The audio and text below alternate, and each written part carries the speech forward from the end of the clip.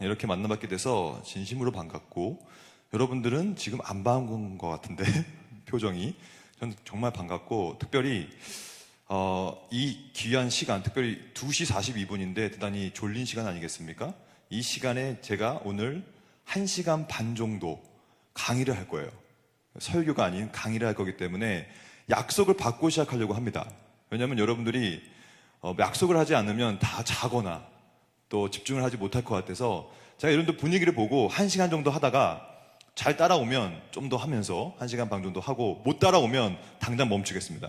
그러니까 여러분들이 잘 따라오시고, 일단 여러분들 마음속에 지금 어떠한 마음을 갖고 있는지 잘 모르겠어요, 제가. 하지만 오늘 이 시간에 오늘 주제인 거룩, 특별히 성화라고 하는 주제를, 제 그 전공이기도 해요. 제 박사 논문 전공이 칭의와 성화이기 때문에 그것을 갖고 와봤습니다. 그래서 어떻게 거룩한 삶을 살 수 있는가, 그리고 거룩한 삶이라는 건 무엇인가 라는 내용을 함께 좀 보려고 합니다. 특별히 오늘은 이 화면을 통하여서 여러분들 오늘 핵심 개념들을 잘 좀 보시고 파악하는 시간을 가졌으면 좋겠어요. 하나 약속은 뭐냐면 따라해 봅시다. 오늘 여러분들 꼭 해야 될 건데 따라합시다. 이해를 추구하자. 예, 이게 오늘 여러분들 할 일이에요. 제가 오늘 주제를 던질 텐데, 중요한 내용들을 설명드릴 텐데, 이 내용에 대해서 이해를 한번 추구해 보십시오.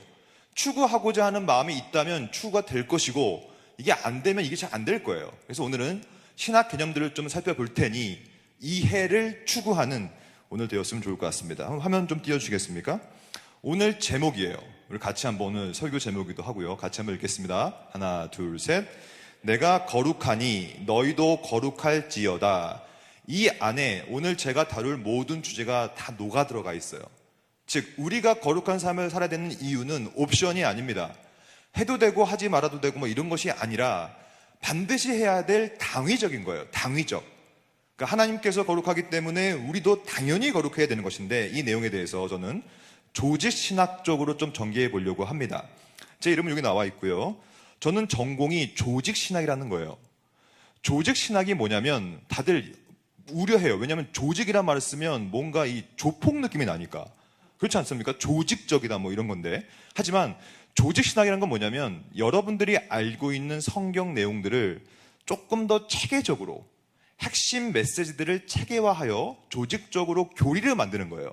그러니까 저는 주로 하는 일이 뭐냐면 교리를 만들고, 물론 제가 만드는 건 아니지만 만들어진 교리를 어떻게 해석하고 우리 삶에 적용할 것인가, 이걸 제가 하고 있는 거거든요. 그 지점에서 오늘도 거룩과 성화에 대해서 한번 보려고 합니다. 그럼 이제 시작을 이렇게 보려고 해요. 이걸 보면 이게 소위 확장적인 사고 방식이라고 합니다. 아마 여러분들이 많이 들어봤을 거예요. 무슨 말이냐면, 우리는 이 세상에 나가서 거룩한 삶을 살아야 됩니다. 학교에 들어가서 학교를 변화시켜야 됩니다. 세계에 나가서 세계 선교를 감당해야 합니다. 아까 우리 이의혁 청년이죠?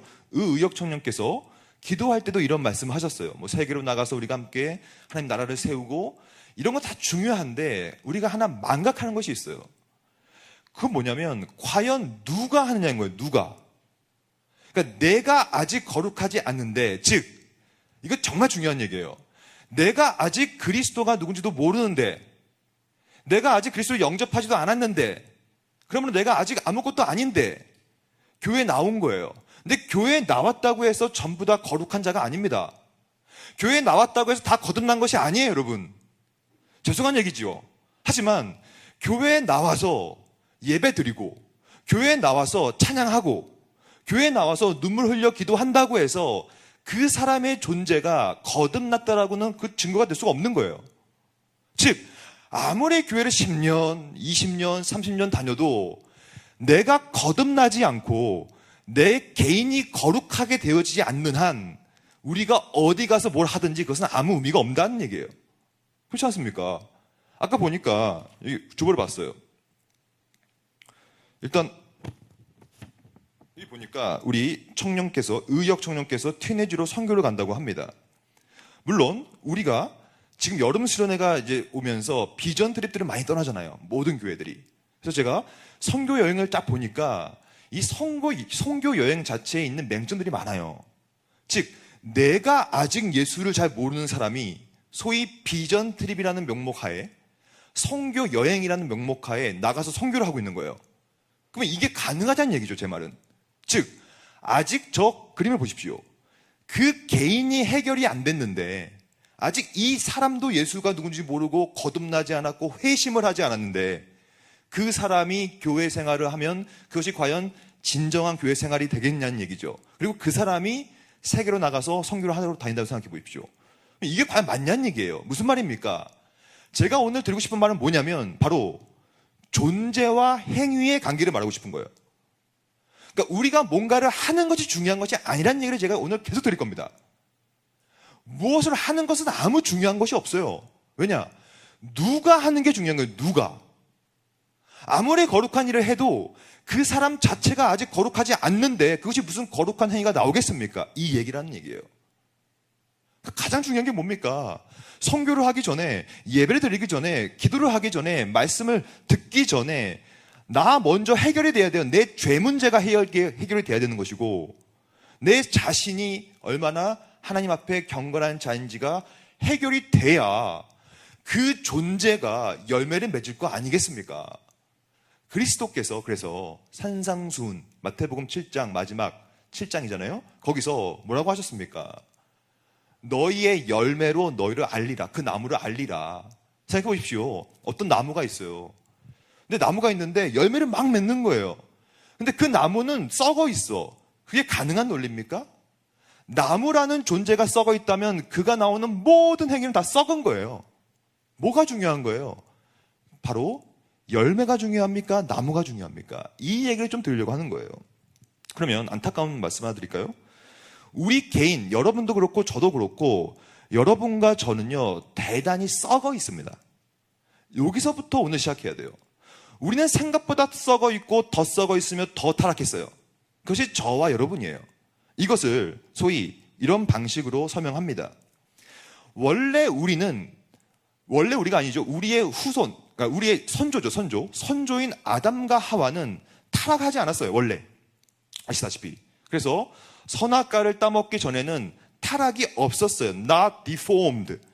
즉, 형상적으로 봤을 때는 전혀 왜곡이 없었어요. 타락하지 않았어요. 하지만 아담과 하와가 타락을 함을 통하여서 어떻게 됐습니까? Totally deformed라고 표현합니다. 전적 타락.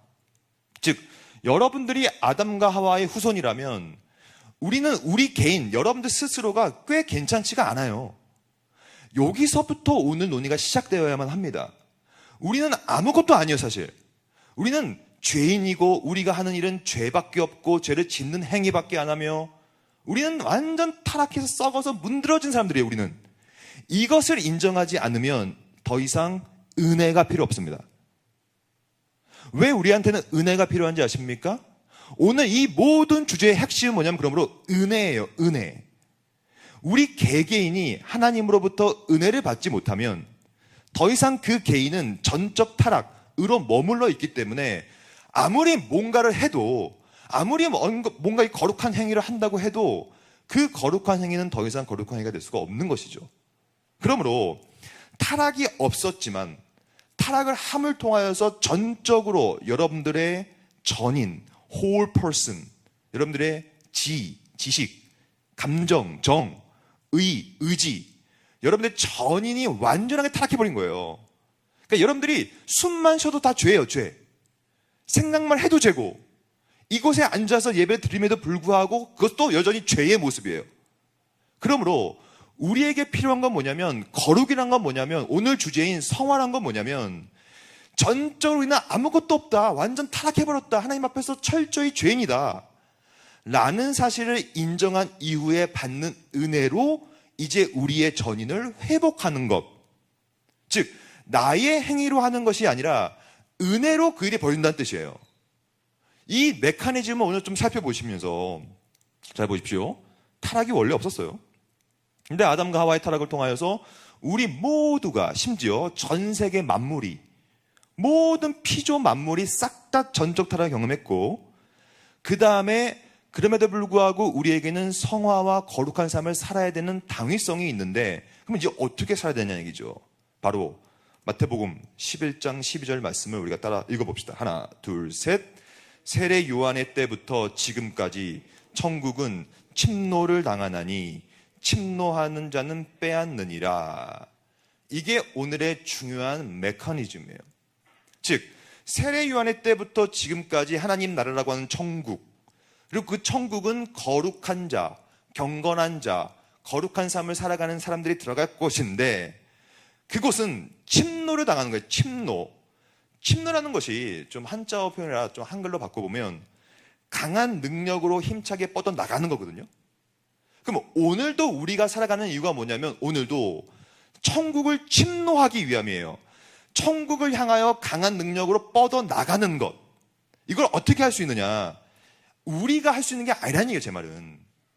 여러분들이 아무리 뭘 해도 이게 불가능합니다. 왜냐? 아직 존재가 해결되어 있지 않기 때문에.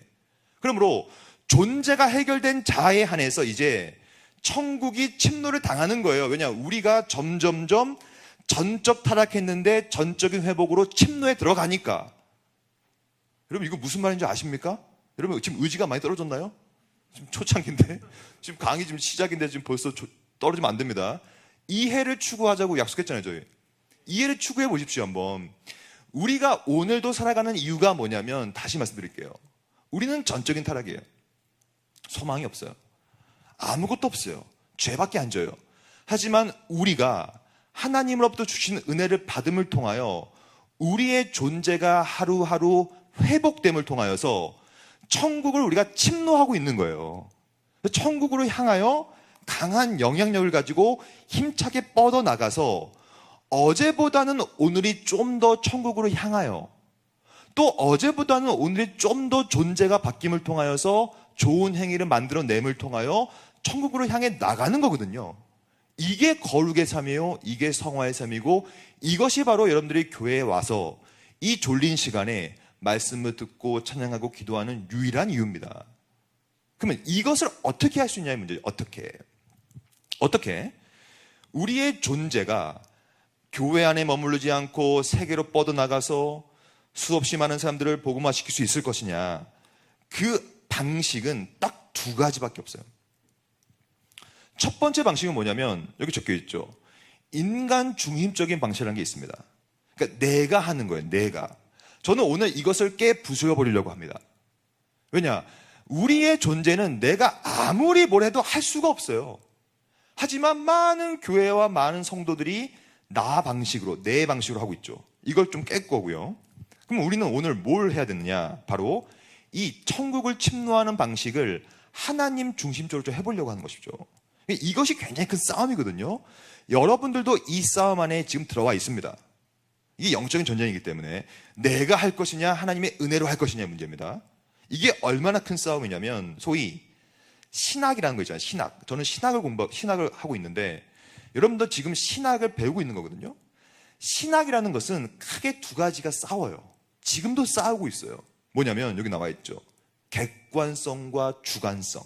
여러분 이 내용을 꼭 이해를 추구해 보시기 바랍니다. 객관이라는 건 뭐냐면 내 밖에서 벌어지는 일을 객관이라고 불러요. 신학에서는. 내 밖에서. 그러니까 내 밖에서 벌어지는 일이기 때문에 하나님이 하시는 일이겠죠.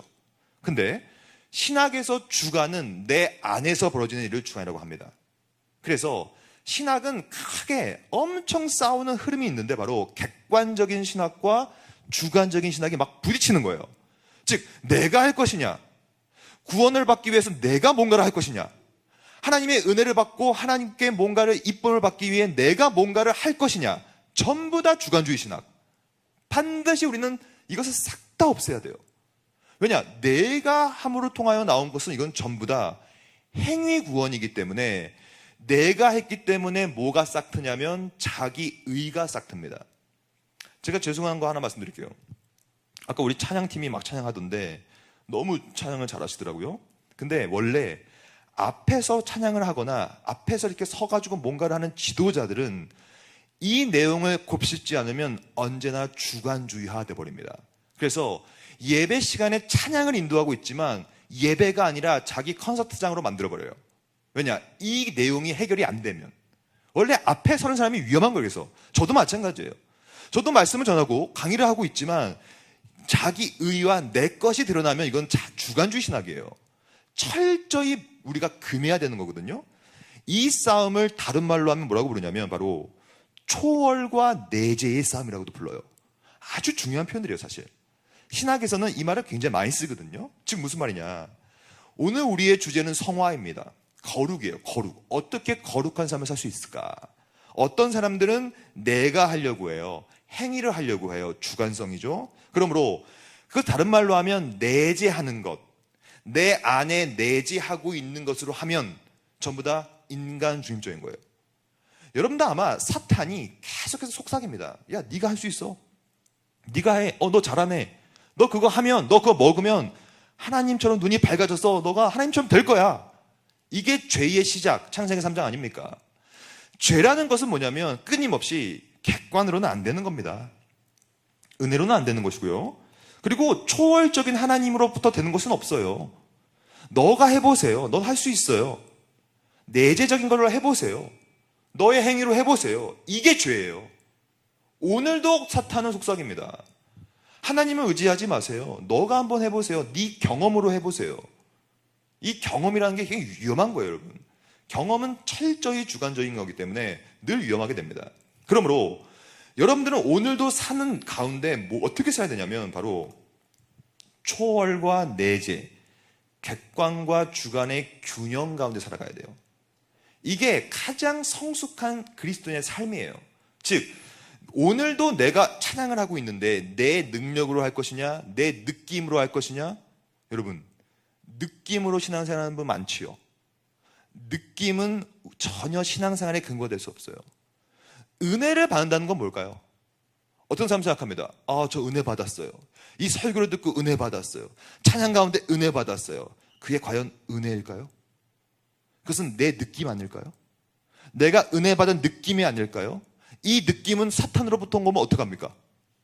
즉, 내 신앙생활이 느낌으로 근거한다? 그게 주관주의 신학이에요, 여러분. 진짜 위험한 거예요. 하나님이 저한테 뭔가를 말씀하시는 느낌이 들어요. 과연 그럴까요? 과연 내 안에 있는 느낌으로 내재적인 것으로 주관주의적인 것으로 신앙생활을 펼쳐나갈 수 있을까요? 다 위험한 겁니다, 여러분. 왜냐? 오늘도 감정은 바뀌어요. 지금 기쁘지만 1초 후에 2초 후에는 또 슬퍼져요. 이게 우리의 감정이에요. 왜 이 감정에, 이 주관주의적인 것에 우리의 모든 신앙의 토대를 쌓습니까? 그게 안 된다는 거예요. 그러므로 얼마나 초월이 중요하며 이 초월하신 하나님께서 어떻게 내 느낌에 초월적인 느낌을 초본선적인 느낌으로 은혜를 베풀어 주시는가라고 하는 이 균형 따라해 봅시다, 여러분. 균형. 다시 한번 의지가 많이 떨어졌는데, 여러분. 다시 한번 균형. 여러분, 이게 성숙도를 결정하는 아주 중요한 지름길이에요. 신앙생활을 오래 해도 잘못 알고 이해를 못한 채 해버리면요, 균형을 잃기 마련이에요. 그래서 자꾸 주관주의로 가고 내재주의로 가고 하나님의 은혜보다는 내가 하려고 하고, 하지만 동시에 모든 것을 하나님의 은혜로 돌려서도 안 돼요. 그렇게 되면 나는 아무것도 안 하려고 해요. 나는 아무것도 안 하지만 하나님이 다 해주십니다. 하나님의 은혜예요. 이것도 문제인 거예요. 즉 하나님이 하시는 것과 내가 해야 될 것에 대한 이 균형, 이거를 철저히 인식하는 게 되게 중요한데요. 이게 얼마나 중요하냐면 제가 오늘 제가 정말로 좋아하는 신학자 한 분을 소개시켜 드리겠습니다. 제가 정말로 사랑하고 제가 박사 논문 전공도 이분을 했거든요. 바로 헤르만 바빙크라는 분이 있어요. 아마 처음 들어본 분도 있으실 거고 많이 들어봤던 분도 있을 텐데, 이분은 누구냐면 먼저 소개시켜 드리겠습니다. 이분은 네덜란드 신학자예요. 그리고 1854년부터 1921년, 즉 19, 20세기에 유럽에서 살았던 분인데, 이분이 신학을, 제가 왜 이분을 좋아하냐면 이분의 신학은 되게 균형이 잡혀 있어요. 모든 영역에서 철저하게 균형을 잡는 신학자이기 때문에 저는 이분 되게 좋아합니다. 이분은 신학뿐만이 아니라 윤리학, 철학, 정치학, 문화, 사회, 모든 것에 대해서 조예가 깊었어요. 근데 이분이 한 여러 가지 말들이 있는데, 이분이 한 말 중에 헤르만 바빙크의 계시 철학이라는 책이 하나 있어요. 제가 이 책을 재작년인가 번역을 했었거든요. 제가 이 책을 번역하면서 제가 너무 깊숙이 박혔던, 제 뇌리에 박혀있는 문장이 하나 있어요. 그것이 바로 이 문장입니다. 한번 따라해볼까요? 따라 읽어볼까요? 하나, 둘, 셋. 주관적 종교 앞에는 항상 객관적 종교가 선행한다. 제가 지금까지 20분 정도 제가 말씀드렸죠. 제가 말씀드렸던 그 내용에 근거하여 이 문장을 한번 파악을 해보시기 바랍니다. 한번 이해를 추구해 보세요. 이 문장이 무슨 뜻인지. 제가 지금까지 말씀드렸던 이 모든 내용을 요약할 수 있는 표현이에요. 이 표현이. 주관적 종교 앞에는 항상 객관적 종교가 선행한다. 그럼 이 말을 구성하겠습니다. 이 말이 담고 있는 의미는 뭐냐면, 첫째, 참된 기독교는 주관성과 객관성 두 가지를 동시에 가져간다는 뜻이에요. 그러므로 나는 아무것도 안 할래요. 하나님이 다 해주세요. 하나님이 다 은혜입니다. 이것도 잘못된 거예요. 내가 해야 될 것도 있는 거예요. 주관성도 필요합니다. 하지만 동시에 하나님이 아니라 내가 다 하려고 하는 것, 그것도 문제죠. 그러므로 이 문장은 주관성과 객관성 두 개가 다 필요하다는 것인데, 두 번째가 중요한데, 필요하지만 우선순위는 있다는 거예요. 그렇죠? 오늘 우리 주제가 거룩이에요? 성화예요? 어떻게 거룩한 삶을 살 수 있습니까? 내가 뭔가를 행위로 해서? 아니에요. 하나님께서 객관적으로 내 밖에서 이미 역사를 해 주셔서 우리의 존재를 바꿔주실 때 내가 행위를 낳게 되는 거예요. 그러므로 뭐가 먼저입니까? 객관이 먼저입니까? 주관이 먼저입니까? 여러분 답해 보십시오. 객관이 먼저예요? 주관이 먼저예요? 객관이 먼저라는 얘기를 지금 하고 있는 거예요. 이것이 맞는 거예요. 이게 뭔지를 오늘 쭉 설명드릴 거예요. 왜냐면 이게 오늘의 핵심 주제니까. 이게 뭐냐? 왜 그러냐면 우리 인간은 기본적으로 자꾸 나로부터 시작하는 거예요. 늘. 즉 아까 우리가 봤죠. 내가 얼마나 전적 타락했는 것을 인정하지 않고 자꾸 내가 나의 경험이 올라오고 내가 뭔가를 하려고 하고 이런 게 올라오기 때문에 끊임없이 교회 역사 속에서는 주관적 종교가 강했단 말이에요. 그럼 제가 주관적 종교의 기본적인 형태 5가지를 좀 설명드리겠습니다. 시대적으로. 첫째, 고대 방식이. 이게 뭐냐면 신비주의예요. 여러분들 가운데 혹시 신비주의적으로 신앙생활 한 분 있습니까? 갑자기 느낌이 막 하나님께서 나한테 막 말씀하시고 이 가운데 혹시 직통계시 받는 분 있습니까? 직통계시. 직통계시가 뭔지 아세요? 하나님께서 갑자기 나에게 계시하시고 말씀하셔서 막 그 말씀을 쫓는 것. 여러분, 직통계시는 없습니다. 왜냐? 우리에게는 성경이 있기 때문에. 성경이 없었을 당시에는 실제로 직통계시가 있었어요. 사도와 선지자에게 하나님께서 직통적으로 계시를 줬어요. 왜냐? 성경이 없으니까. 하지만 지금은 하나님께서 말씀 외의 방식으로 여러분들한테 직통계시를 내리지 않습니다. 그게 신비주의예요. 신비주의. 그래서 어떤 식으로 하냐면 금욕주의. 여러분, 금욕주의를 너무 심하게 하면 어떻게 되는 줄 아세요? 변태가 됩니다. 그렇잖아요. 욕구를 계속 억눌러 봐요. 그럼 변태 성욕이 나올 수밖에 없죠. 그러므로 욕구 자체가 문제가 아니에요. 욕구는 건전하게 푸는 게 중요한 것이지. 하지만 구원을 받기 위하여 경건한 삶을 살기 위해 지금부터 아무것도 안 하고 속세에 들어가 보세요. 속세를 떠나보세요. 저는 어릴 때 기도원을 정말 많이 다녔어요. 우리 부모님이 기도원 파셔가지고. 저는 어릴 때부터 기도원을 정말 다녔는데 기도원에 가면요 꼭 만나는 사람들이 있습니다. 직장을 버리고 가정을 내팽겨치고 소위 거룩한 삶을 살기 위해 기도원에서 10년, 20년 사시는 분들이 있어요. 그런 분들과 말을 해보세요. 어떤 느낌이 드는 줄 아세요? 이상함을 느낍니다. 진짜 그 특유의 그 이상함이 있어요. 정상적이지 않아요. 왜냐? 거룩한 삶을 살기 위하여 모든 걸 다 버리고 금욕하는 것, 사람이 이상해집니다. 뭔가를 하기 위하여 뭔가를 거룩한 삶을 살기 위해 기도원에서 10년, 20년 나무 뿌리 뽑으면서 기도한다? 사람이 이상해져요. 그것은 좋은 방식이 아니에요. 계속 명상해 보십시오. 말씀을 모른 채 명상해 보십시오. 어떻게 되는지 아세요? 이상해집니다. 진짜 많아요. 즉 말씀이 말하고 있는, 우리에게는 말씀이 있는데 66권이라는 정경이 있는데 정경 없이 금욕하고 말씀 없이 명상만 하고 말씀 없이 기도만 한다. 말씀에 대한 이해 없이 기도만 하면 어떻게 되는 줄 아십니까? 이상해집니다. 영적으로 특이한 이상함이 생겨요. 정말로. 자기한테만 말씀하시려고 하고 하나님의 음성을 갑자기 듣고. 그래서 어떻게 되냐면 여기 나와 있죠. 카타르시스를 느끼는 카타르시스. 엑스타시. 여러분, 엑스타시가 원래 마약의 한 종류잖아요. 마치 말씀 없이 신비주의적으로 계속 묵상하고 막 이렇게 하다 보면 황홀경에 빠지는 거예요. 자기도 모르게. 이거는 경건이 아니에요. 객관적인 말씀, 잘 보십시오. 성경 말씀은 그러므로 객관성의 토대예요. 왜냐? 내가 성경을 만들어낼 수 없기 때문에 성경은 내재적인 게 아니에요. 주관적인 게 아니에요. 성경은 하나님께서 초월적인 분께서 영감해 주셔서 쓴 객관적인 토대예요. 객관성이 없이 주관적으로 금욕하고 명상에 빠지고 화원공에 빠져가지고 신비주의가 되면요, 건전한 거룩, 건전한 그런 건 없어요. 이상하게 바뀝니다. 이걸 조심해야 돼요. 하지만 아직도 기독교를 신비주의 형식으로 하는 사람 많잖아요. 최근 아니죠. 몇 년 됐나요? 몇 달 됐나?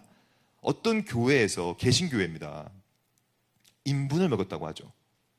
인분. 그 인분은 왜 먹입니까? 인분을 먹었던 이유가 뭐냐 물어보니까 뭐 경건한 삶, 거룩한 삶 이런 거래요. 다 뭐예요?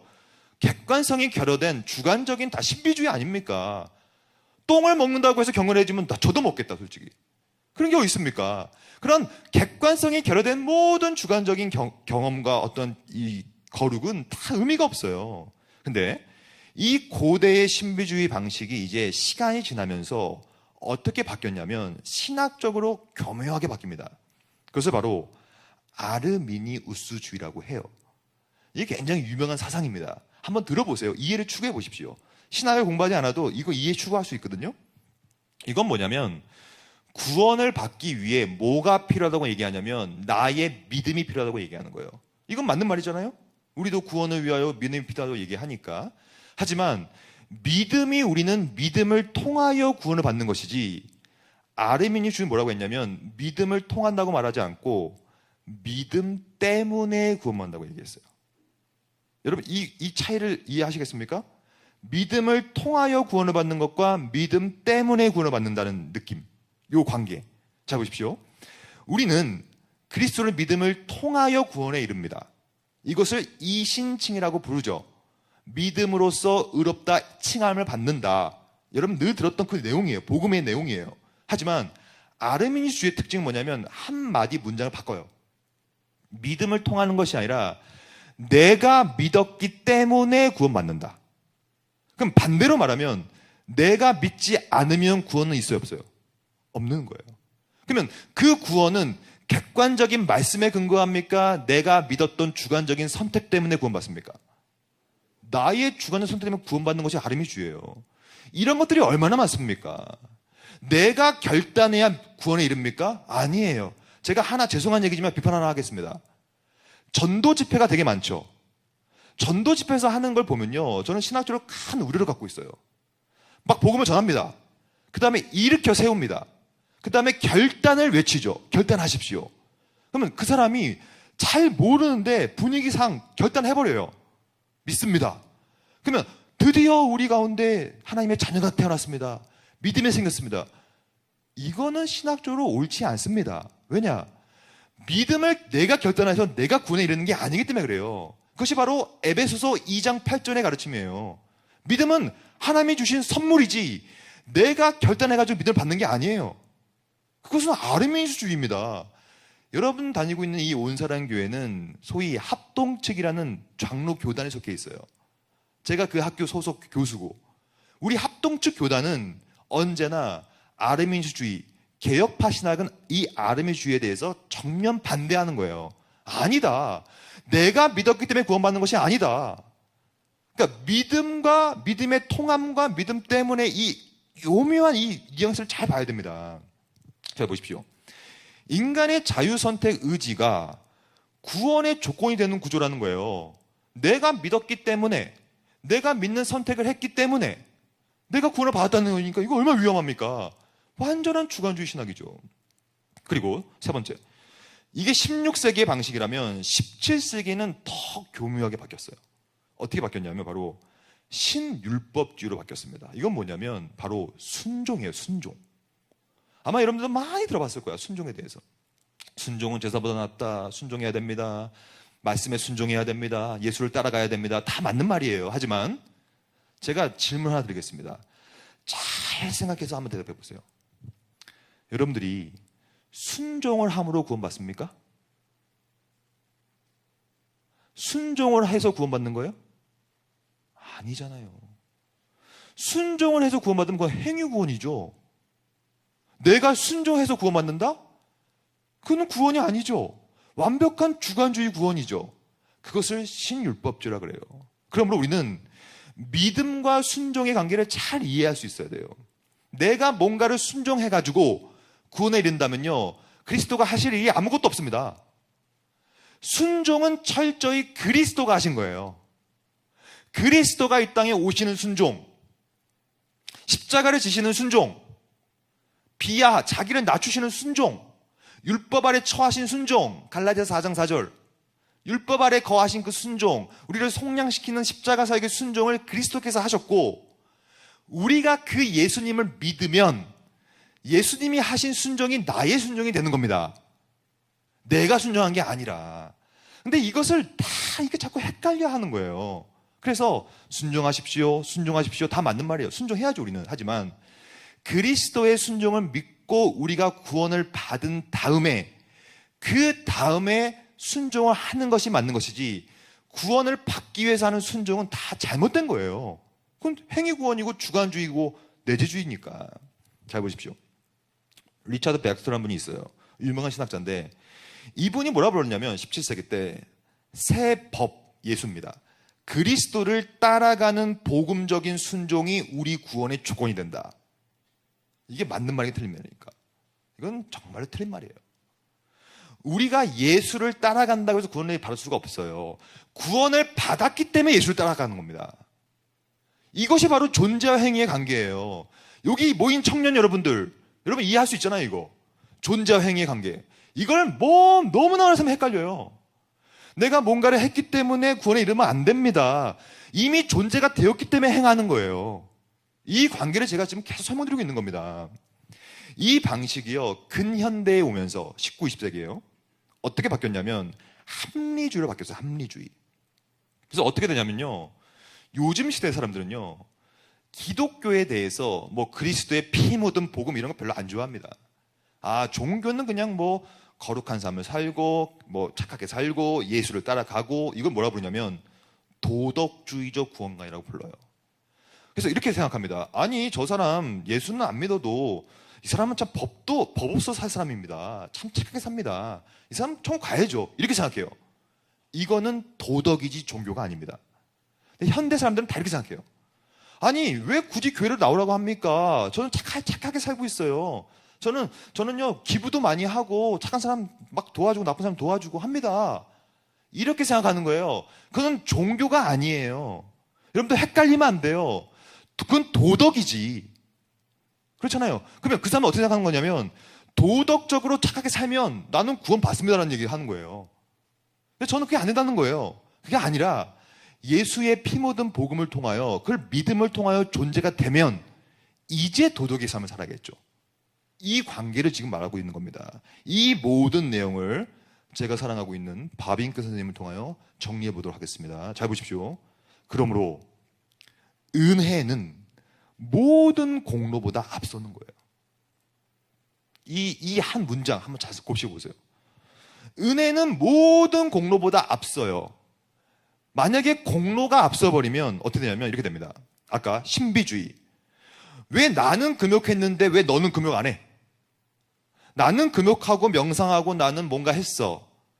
근데 왜 너는 안 합니까? 라고 정죄하기 시작하죠. 자기 공로가 쌓여지니까. 내가 했기 때문에. 내가 믿었어. 너는 왜 구원 못 받는 줄 알아? 너도 안 믿었잖아. 나는 믿었어. 나는 믿었어. 자기 공로. 너는 왜 순종 안 해? 난 순종했어. 난 봉사도 많이 했어. 자기 공로. 왜 너는 예수를 안 따라가? 나는 예수를 따라가지 않지만 난 도덕적인 삶을 살고 있어. 나는 살고 있어. 공로. 다 주관주의죠. 하지만 우리가 추구하는 진정한 경건과 진정한 성화와 거룩은 나로부터 시작하는 공로가 아니라 은혜가 먼저 앞선 거예요. 객관이 앞서야 돼요. 자, 보십시오. 은혜는 먼저 옵니다. 내가 뭔가를 할 수 있는 이유는 뭐냐면 은혜가 와서 나를 준비시켜 주기 때문에 그래요. 그것을 예비적 은혜라고 불러요. 은혜가 먼저 예비하고 은혜가 먼저 앞서 가 있고 은혜가 유효적으로 있기 때문에 내가 뭘 하게 되는 겁니다. 내가 은혜를 받은 존재이냐 아니냐가 핵심이에요. 그럼 여기서 여러분들 가운데 그럼 어떻게 은혜를 받을 수 있습니까? 방법은 다 한 가지밖에 없어요. 은혜를 받는 방식은 말씀을 듣는 것밖에 없어요. 꼭 기억하십시오. 여러분들이 아무리 뭘 해도 아무리 바빠도 그러므로 말씀이 선포되는 자리에는 꼭 와서 앉아 있어야 됩니다. 꼭 기억하세요. 왜냐하면 이 방법 외에는 없기 때문에 그래요. 생각해 보세요. 이 외의 방법이 없는데 왜 다른 방법을 추구합니까? 은혜를 받는 방식은 이것을 뭐라고 부르냐면 전문용어로 은혜의 방편이란 말이 있어요. 은혜가 우리한테 주어지는 방식, 말씀밖에 없습니다. 말씀을 통하여 그 말씀이 내 마음밭에 뿌려져서 나의 마음밭을 움직여줘야만 은혜를 경험하게 되는 거기 때문에. 그래서 여기서 말합니다. 중간에 보면 정말로 바빙크가요 역시 정확하게 말하고 있어요. 객관적으로 그리고 주관적으로 우선순위가 있죠. 즉 객관과 주관은 다 중요합니다. 둘 다 필요합니다. 하지만 우선순위가 있다는 얘기예요. 먼저 객관이 와야 나의 존재가 해결돼야 그 다음에 내가 주관적으로 뭔가를 할 수 있게 되는 것이다. 그러면서 또 말하고 있죠. 중간에 보면 믿음도 그렇고 사랑도 그렇다. 우리가 믿을 수 있는 이유가 뭔지 아십니까? 내가 믿어서 그건 아르미스주의고, 내가 뭔가를 믿을 수 있는 이유는 믿음이란 선물을 이미 은혜롭게 주셨기 때문에 그래요. 그러니까 내가 믿어지는 거예요. 여러분들이 어떻게 하나님을 사랑하는 줄 아십니까? 여러분들은 하나님을 사랑할 수가 없어요. 우리는 죄인이기 때문에 오히려 하나님을 거부했죠. 하지만 그리스도께서 우리를 먼저 사랑하심을 통하여, 하나님께서 먼저 우리를 사랑하시는 은혜를 베풀어 주심을 통하여 이제 내가 안에서 주관적으로 사랑이라는 행위가 나오게 되는 거예요. 이게 뭐가 문제입니까? 뭐가 우선입니까, 여러분? 자, 보십시오. 믿음과 사랑도 그렇듯이 경건과 성화와 거룩의 진보도 하나님의 은혜에만 달려있는 거예요. 그리스도 없이는 아무것도 할 수 없는 거예요. 거기서부터 시작한다는 얘기죠. 바빙크는 똑같은 말을 또 합니다. 마지막에 보면 우선순위라는 거예요. 객관적으로 그리고 주관적으로 처음부터 끝까지 구원사역은 전부 다 하나님의 은혜의 사역이고 은혜가 역사해 주셔야만 그 다음에 나의 주관적 행위가 필요한 것이다. 심지어 그리스도께서는 이렇게 말씀하십니다. 길을 가다가 무화과나무를 보시고 열매가 없어요. 야, 저거 열매가 없네. 찍어서 불에 던져버려라. 무슨 말입니까? 왜 던져버리려고 합니까? 열매가 없다는 얘기는 그 사람의 존재, 나무 자체가 안 됐기 때문에 그래요. 그러니까 찢어 던져버려야죠. 어차피 존재가 안 되는데 열매가 안 나올 거니까. 그러므로 여러분, 정리하자면 제가 지금까지 말씀드린 건 뭐냐면 객관과 주관의 관계성에서 우리의 거룩과 우리의 구원과 우리의 성화가 시작점은 어디인가를 지금 말씀드리고 있는 거예요. 착각하지 마시기 바랍니다. 내가 뭔가를 함을 통하여 할 수가 없는 거예요. 절대로. 죄인인데, 죄의 삭은 사망인데 내가 하는 모든 것은 다 사망의 행위일 뿐인데요. 하지만 영생을 먼저 누리고 나서 해야 될 거 아닙니까? 그 얘기를 하고 있는 겁니다. 그러면 하나님 중립적인 방식이 그렇게 중요하다면 이걸 어떻게 하는 것이냐? 이거를 하는 방식, 은혜를 받는 방식은 언약적인 방식밖에 없습니다. 이 언약을 여러분들 알고 있다시피 옛 언약이 구약이고 새 언약을 신약 성경, 즉 성경이라는 언약적 틀 내에서만 이거를 알고 파악할 수가 있는 거예요. 그럼 이것을 어떻게 알 수 있느냐? 초월하신 분이 있습니다. 이 초월하신 분은 창조주예요. 모든 걸 만드셨어요. 그리고 무한주예요. 그리고 이분은 객관입니다. 이제 이러한 표현들 여러분 이제 아시겠죠? 여러분 신학을 철저히 공부하지 않아도 오늘 이 강의만을 통해서 이 표현을 이게 아마 인지할 수 있을 겁니다. 초월주, 창조주, 무한주, 객관적인 존재, 이게 하나님이에요. 근데 이 하나님은 저기 멀리만 있지 않아요. 언제나 우리와 함께 하시죠. 그래서 그 초월하신 분이 우리와 함께 내재하는 개념이거든요. 어떻게 하냐면 그리스도와 함께 연합함을 통하여. 무슨 말이냐? 예수를 믿음을 통하여 우리가 그리스도와 함께 연합하여서 초월주 되신 분이 우리와 함께 주관화되는 개념이에요. 이해를 추구하고 계십니까, 여러분? 지금 끄덕이고 계시기 때문에 아마 이해하셨을 것 같은데 한번 이해를 추구해 보십시오. 즉, 쉽게 말하면 하나님이 어떻게 나의 하나님이 될 수 있는가의 문제예요. 이거는 오로지 언약이라는 그리스도라는 말씀을 통하여서만이 가능한 얘기예요. 그러므로 시작점은 언제나 삼위일체예요. 삼위일체. 트리니테리언 갓이라고 하는 삼위일체께서 뭔가를 해주셔야만 이 땅에서 여러분들 삶 속에서 무슨 일이 벌어지게 되는 것입니다. 예를 들어 볼까요? 여러분들 지금 예배에 와서 앉아 계신데 여러분 왜 앉아 계신 줄 아십니까? 여러분들이 결정해서 온 것이 아니라는 거예요. 모든 것들은 코로나 바이러스 이거 하나님의 작정 하에 있습니까? 밖에 있습니까? 이 땅에 있는 모든 것들은 전부 다 삼위일체 하나님의 작정과 계획 안에 있는 거예요. 여러분들 이곳에 온 이유도 다 그런 거예요. 그럼 반대로 우리가 하는 모든 일들이 하나님의 작정 밖에 있다면 그건 결국엔 내가 하는 일인데 그건 불가능한 것이죠. 그건 주관주의니까.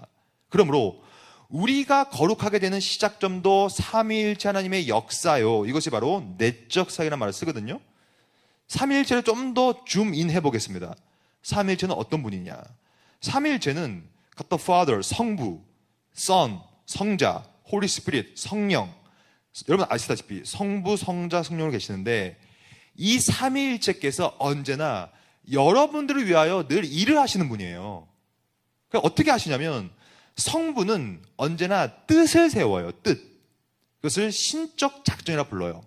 그래서 성부께서 언제나 뜻을 세우시고 그 뜻을 누가 실행하시냐면 성자가 실행합니다. 아마 기억하실 거예요, 여러분. 성경에 보면 이런 말이 나옵니다. 나는 이 잔을 참 먹기가 두렵고 어렵지만 하지만 아버지의 뜻이라면 내가 이걸 하겠습니다. 그리고 이렇게 말씀하십니다. 내 뜻대로 마시고 아버지 뜻대로 하옵소서. 이게 왜 그러냐면 삼위일체 가운데 뜻을 세우는 분은 성부기 때문에 그래요. 그리고 성자는 그 뜻을 실행하는 분이에요. 그리고 그 실행은 누구 안에서 실행되냐면 여기 보여있는 것처럼 바로 성령이 그 안에서 역사하셔서 그 뜻을 실행하십니다. 그러면 이것을 여러분들의 거룩과 여러분들의 삶 속에 적용시켜 보시기 바랍니다.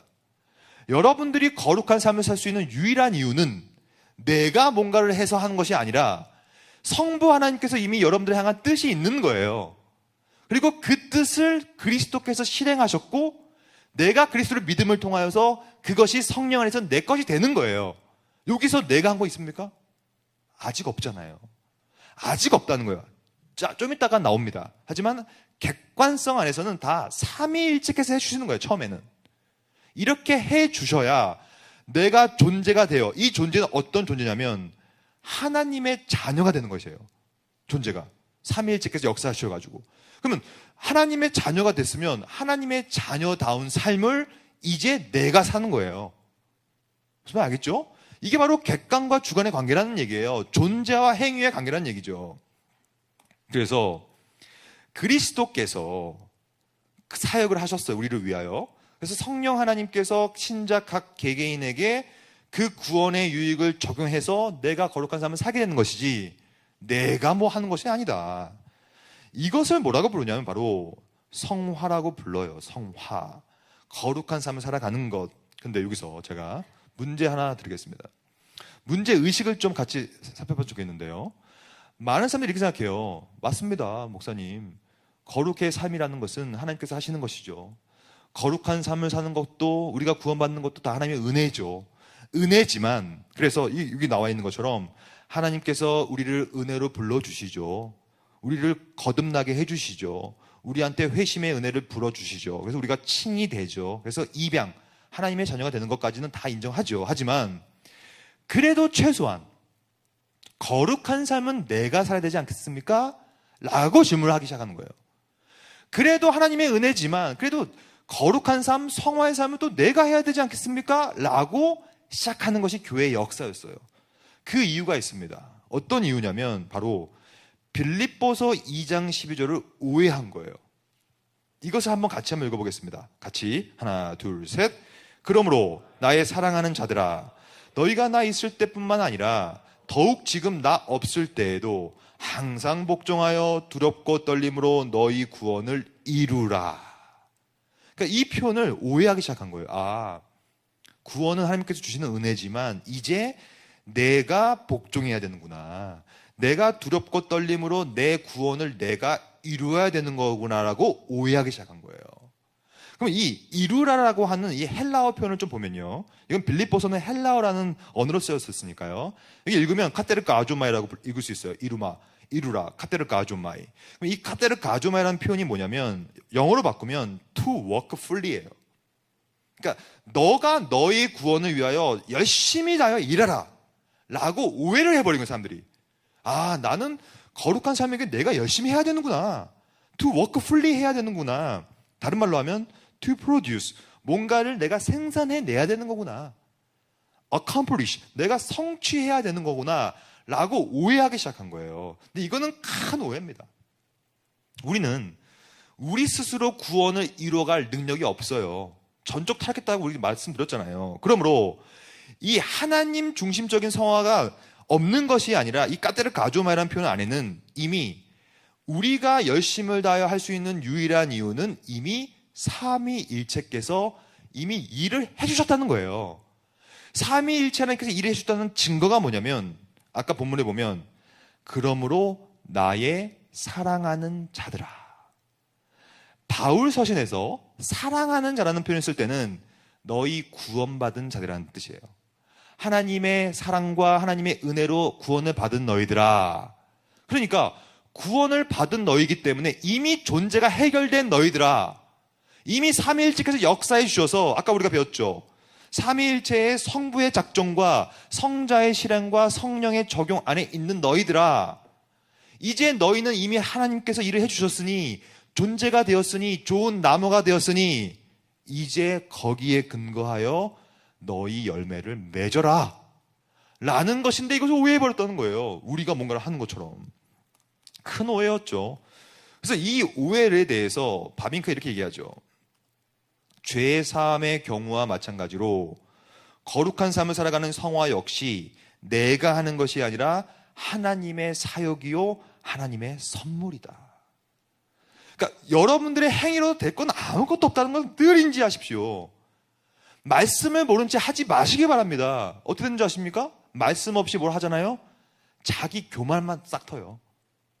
나는 좀 이렇게 했는데, 나는 이렇게 봉사했는데, 나는 헌금 많이 냈는데, 나는 중직자인데, 다 행위에 근거하는 거 아닙니까? 하지만 우리가 뭔가를 할 수 있는 유일한 이유는 하나님께서 이미 일을 해주신 것이며 동시에 하나님께서 그리스도라는 위대한 선물을 주심을 통하여 피가 버린 선물, 피가 막 차고 넘치는 그 선물을 주심을 통하여 우리가 뭔가를 하게 된 거예요. 즉 존재가 되었기 때문에 할 수 있는 행위가 나온 것인 뿐인 것입니다. 그래서 바울은 그렇게 얘기하죠. 성화는 오늘 주제죠. 거룩과 성화. 무엇보다 성화라는 것은 하나님이 역사다. 내가 공로로 하는 것이 아니다. 더 구체적으로는 그리스도. 왜 구체적이라는 말을 썼냐면 그리스도께서 실제로 실행하신 분이니까.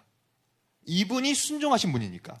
그래서 구체적이라는 얘기예요. 그리고 성령께서 그리스도의 구체적인 사역을 적용하셨기 때문에 바로 성부와 성자와 성령의 역사다라고 말을 하고 있는 겁니다. 그래서 다시 한번 이 삼일체를 보면요. 그래서 제가 지금부터는 많은 성경 구절을 좀 보여드릴 거예요. 그래서 제가 지금까지 말씀드렸던 내용들을 신학적인 것들을 성경적으로 좀 증거를 좀 보여드리려고 합니다. 삼위일체가 우리 성화의 시작이다. 내가 거룩한 삶을 살아가는 것이 아니라 하나님께서 그렇게 해주시는 것이다. 처음에는 그 내용에 대해서 성경은 뭐라고 얘기하는지 보겠습니다. 빌립보서 1장 6절 잘 보십시오. 너희 안에서 착한 일을 시작하신 이 바울 서신에서 착한이라는 표현은 거의 대부분 구원에 관련된 일입니다. 그러니까 너희 안에서 우리 안에서 구원을 시작하신 이가 있다. 네가 시작한 게 아니다라는 얘기예요. 우리가 한 게 아니라는 얘기예요. 그러면 그 분이 누구냐? 여기서는 그리스도 예수라는 말이 나왔기 때문에 요 시작하신 이는 성부를 지칭합니다. 그러니까 이분은 시작하신 이기 때문에 성부를 말하는 것이고 그 성부께서 그리스도 예수의 날까지 그 착한 일을 이루셔 줄 것이다. 이것을 뭐라 부르냐면 견이라 부르는데 오늘은 주제가 아니니까 견이는. 지금 무슨 말이냐면 이런 겁니다. 하나님은요, 한 번 시작하시고 말아버리지 않아요. 한 번 시작해 주시면 구원을 끝까지 책임져 주세요. 그리스도가 오시기 전까지 이루어 주시는 거예요. 이것을 우리가 확신해야 됩니다. 이것을 구원의 확신이라 불러요. 저는 청년 집회라든지 청소년들 세미나를 가보면 꼭 이런 분들 많아요. 교수님, 목사님, 제가 너무 큰 죄를 졌습니다. 근데 제가 들어보니까 별로 큰 죄도 아니야. 근데도 막 스스로 막 죄책감이 있는 거예요. 이 큰 죄를 졌습니다.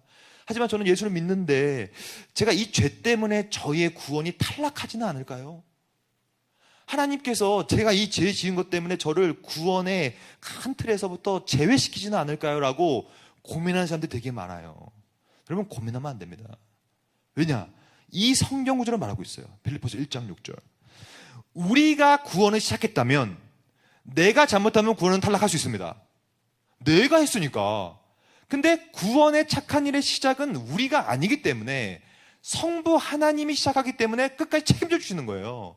내가 죄를 지었음에도 불구하고 다시 한번 그것을 애통해하고 회개하고 주께 돌아오면 우리를 내치지 않는 분이 사랑의 하나님입니다. 노하기를 더디하시고 인자가 많으신 분이기 때문에 그 일을 시작하시는 일은 우리를 끝까지 확신하게 만드는 거예요. 자, 보십시오. 데살로니가 전서 5장 23절. 바로 그분은 어떤 분이냐면 화가 많은 분이 아니에요. 너는 왜 죄를 지었어? 너 진노를 내릴게. 이런 분이 아니라 이 우리 안에서 착한 일을 시작하시는 그 성부의 이 성품이 뭐냐면 평강의 하나님입니다. 그러니까 마치 아시잖아요. 그 탕자의 아버지처럼 늘 손을 뻗어 계시는 거예요. 언제든 돌아와라. 내가 너한테 착한 일을 해줬는데 너는 왜 자꾸 빗나가니? 하지만 난 널 기다릴 거야. 왜냐, 나는 평강의 하나님이니까. 근데 이 평강의 하나님이 어떻게 하냐면 이 본문에 보면 친히, 그러니까 여러분과 제가 하는 게 아니라는 거예요. 처음에는 친히 우리를 온전히 거룩하게 만들어줍니다. 이거를 바로 중생이란 말을 써요. 중생. 거듭나게 만들어줘요. 거듭나게. 우리가 아무리 뭘 해도 거듭날 수가 없어요. 하지만 바로 평강의 하나님이, 노하기를 더디하시는 하나님이, 아무리 우리가 죄를 져도 계속 참으시는 분이 친히 우리를 온전히 거룩하게 만들어주시는 거예요. 어떻게? 우리의 영과 우리의 혼과 우리의 몸, whole person, 전인 말이에요. 전인. 우리의 전인을 언제까지? 예수께서 재림하실 때까지 끝까지 우리를 지켜준다는 뜻입니다. 여기서 우리가 할 거 없어요. 처음에는 그리스도와 성부와 성자, 특별히 성부가, 왜냐하면 여기서 말하는 거는 평강의 하나님은 성부니까 이분이 그렇게 해주시는 것인데, 그러한 뜻을 세워주시고, 두 번째, 성부가 처음부터 우리의 구원을 시작해 주시고 평강의 하나님이 친히 그렇게 해주시면 이제 그 일을 누가 실행하시냐면 성자가 실행합니다. 그것이 바로 삼위일체의 구별성에 대해서 이해하는 것이거든요. 고린도서 11장 3절에 보면, 30절에 보면 이런 말이 나와요. 너희는 하나님으로부터 나서, 여기서 말하는 하나님은 성부죠. 그러니까 너희는 성부로부터 났다. 왜냐? 성부께서 이미 너희를 온전히 거룩하게 해버렸다. 그것은 착한 일을 시작해버렸다. 근데 그 실행은 어디서 되냐면 그리스도 안에서 됩니다. 그리스도 안에 있다는 말은 뭐냐면 말씀 안에 있어야만 되는 거예요. 그러니까 여러분, 말씀이 정말 중요한 거예요. 제일 중요한 게 말씀이에요. 말씀 안에 있으면 예수는 하나님으로부터 나와서 우리에게 뭘 주냐면 크게 세 가지를 줘요. 첫째, 지혜. 지혜는 말씀인데요, 말씀을 들어야만 믿음이 날 수가 있습니다. 로마서 10장 17절에 보면 바로 믿음은 들음에서 난다. 들음은 그리스도의 말씀으로 말미암아 느니라. 즉 여기서 말하는 지혜는 말씀인데, 말씀을 들으면 두 가지를 받게 돼요. 첫째, 의로움. 이걸 칭의라고 해요. 칭의. 의로움이라는 칭의를 받게 되고, 두 번째는 거룩함. 오늘 주제죠. 거룩과 성화라는 것을 받게 됩니다. 내가 죽을 힘을 다해 했다고 받습니까? 안 된다는 거예요. 그거는 받을 수가 없다는 거예요. 죄인인데 어떻게 받습니까? 이미 죄인임을 해결해 주는 거예요. 하나님께서 미리 의로움과 거룩함을 미리 주셔서 이것을 우리가 받아 누릴 때 존재가 돼서 그 다음에 이제 하게 되는 거거든요. 그러면 하나 더 볼까요? 이 뜻을 따라, 이 뜻은 성부의 뜻이죠. 그리스도 뜻이 아니라 성부의 뜻을 따라 그리스도가 몸을 단번에 들이시는 거예요. 즉 몸으로 죽었다는 얘기죠. 사실은 죄의 삭은 사망이니까 여러분과 제가 형벌받고 여러분과 제가 죽어야 되는데, 우리 대신에 그리스도께서 몸을 단번에 들이심으로 말미암아 우리한테 뭘 주셨습니까? 거룩함을 주시는 거예요. 내가 해서 거룩함을 받는 것이 아니라 그리스도께서 자신 스스로 해주심을 통하여 우리가 받게 되는 것이죠. 히브리서 하나 더 볼까요? 예수도 자기 피로써, 여러분들 피 한 방울 흘린 적 있습니까? 없어요. 우리는 우리의 거룩과 우리의 구원을 위하여 뭐 한 게 아무것도 없어요. 한 게 딱 한 가지밖에 없어요. 죄를 지은 것 외에는 없어요. 근데 모든 것은 그리스도의 실행, 자기 피로써 우리한테 뭘 주려고? 거룩을 주려고. 여러분, 지금 논지가 전개되고 있습니다. 일관적인 논지예요. 우리가 뭔가를 함으로 거룩하게 될 수도 없는 거예요. 절대로. 모든 것은 삼위일체께서 미리 해주시는 거예요. 이렇게 자기 피로써 우리를 거룩하게 만들기 위하여 고난을 당하신 것이다. 그래서 바빙크가 이런 말을 쓰는 거예요. 칭의도 당연히 그렇지만 오늘 우리의 주제인 성화도 역시 순전히 내가 하는 것이 아니라 은혜의 선물이다. 주시는 거니까 피로써 주시고 자신의 몸을 드림으로 주시고 예수가 모든 의로움과 거룩함을 주시기 때문에 거듭남을 통하여 우리가 할 수 있는 건 없는 것입니다. 처음에는. 그러면 이때 성령은 뭘 하시는가? 성부는 작정하시고 성자는 실행하신다면 성령은 뭐 하시는가? 성령은 특별히 우리의 구원에 있어서의 거룩과 성화 속에서 아주 핵심적인 역할을 감당하세요. 왜냐? 그것이 성령의 역할의 특징이니까. 바로 데살로니가 후서 2장 13절. 주께서 사랑하시는 형제들아, 또 나왔죠. 구원받은 자들이라는 뜻이에요. 너희가 뭔가를 함으로 구원받은 것이 아니라 이미 구원을 누린 너희들아. 그러면 너희들이 왜 감사해야 되는가? 항상 너희에 관하여 마땅히 하나님께 감사할 것은 뭐냐? 하나님께서 처음부터 너희를 택하여 준 거예요. 그러니까 우리가 한 건 아무것도 없죠. 택함을 받았고 은혜를 받았기 때문에, 두 번째, 성령께서는 거룩하게 만들어 주셨다. 우리를. 여러분도 한 거 있습니까? 없다는 얘기예요. 지금 우리가 한 건 없다는 얘기예요. 지금 없고, 세 번째, 진리를 믿음으로, 그리스도겠죠. 믿음을 갖게 되려면 진리를 들어야지 믿게 되는 것입니다. 들으면서 나니까. 그러니까 자 보십시오. 이 본문은 대표적인 삼위일체 본문이죠. 하나님이 처음부터 택하사 성부 하나님의 작정, 성령의 거룩하게 하심, 진리를 믿음, 그리스도를 믿음, 삼위일체께서 우리의 거룩을 위해 이미 역사하시는 것이다. 논지가 똑같죠. 지금 계속 성경은 이처럼 통일적인 겁니다. 모든 성경이 똑같은 얘기하고 있어요. 베드로전서 1장 2절. 사실 베드로는요, 어부였잖아요. 어부였는데 신학적인 깊이가 뭐 깊지 않을 거 아닙니까? 어부가. 하지만 성경의 영감을 통하여서 기가 막힌 삼위일체 본문을 지금 적고 있습니다. 이게 정말 유명한 본문이거든요. 이렇게 말하고 있습니다. 제가 지금까지 전개했던 삼위일체론을 정확히 이해하셨다면 이 본문이 얼마나 위대한 본문인지를 깨달을 거예요. 곧 하나님 아버지의 미리 아심, 예지 혹은 작전이라고 부르죠. 그건 성부의 역할이기 때문에 이렇게 쓰는 거예요. 그러니까 어느 성경도 성자의 미리 아심, 성령의 미리 아심이라는 말은 없어요. 언제나 성부의 미리 아심이죠. 왜냐? 그분이 바로 영원전에 신적인 작정을 하시는 분이니까. 헬라어로 하면 에크, 로부터, 성부 로부터 시작합니다. 그리고 두 번째, 성령은 거룩하게 하는 역할을 하시는 거예요. 그러니까 우리가 거룩하게 할 수 있는 이유가, 유일한 것은 성령께서 그렇게 해주시는 거거든요. 그러면 세 번째, 그리스도는 언제나 실행자, 내가 순종하는 것이 아니라 그리스도의 순종함, 그리고 그리스도의 핏부림, 이것을 위하여 택하심을 받은 자들에게 편지하노니. 그러면 이것을 경험한 여러분들, 그러니까 내가 한 건 없고 온전히 성부, 성자, 성령이 하신 것에 대해서 인정하고 인식하는 우리들은 뭘 해야 되겠어요? 감사와 감격밖에 남은 게 없지 않습니까? 그러니까 우리 믿는 사람들은 여러분 불평불만을 하면 안 돼요. 하지 마시기 바랍니다. 왜냐? 우리가 한 거 없는데 이미 성부 하나님의 미리 하심, 성령이 거룩하게 하심, 그리스도의 핏부림, 순종을 통하여 이미 우리는 택하심을 받아 거룩하게 되어버렸다는 얘기예요. 그러니까 우리에게는 은혜와 평강이 너무나 많아서 감사와 감격밖에 없는 것이죠. 그럼 여기까지, 여러분, 여기까지만 듣고 끝나면 큰일 납니다, 여러분. 여기까지만 듣고 끝나면 어떻게 되냐면요, 객관주의자가 돼버려요. 결국에는 모든 것을 하나님이 하시는 거구나. 그럼 나는 아무것도 안 해도 되는구나. 하나님의 성부와 작정과 성자의 실행과 성령의 능력으로 우리는 거룩하게 돼버렸구나. 아싸, 이제 잘됐다. 죄나 짓자. 어차피 죄 지어도 난 구원받아. 왜냐? 하나님께서 우리를 끝까지 이끌어 가실 거니까. 이거 맞는 거 틀린 거예요. 여기까지 멈추고 지금부터 조심은 큰일 납니다.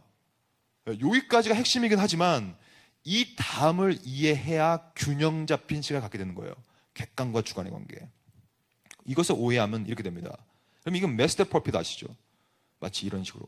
그래서 줄을 매달아 놓고 로버트처럼 이걸 잘못 이해하면 우리의 거룩과 우리의 경건과 우리의 성화는 삼위일체께서 다 해주시고 우리는 마치 로버트처럼 우리의 의지도 없고 자유의지도 없고 그냥 하나님이 해주신 대로 가는 거구나.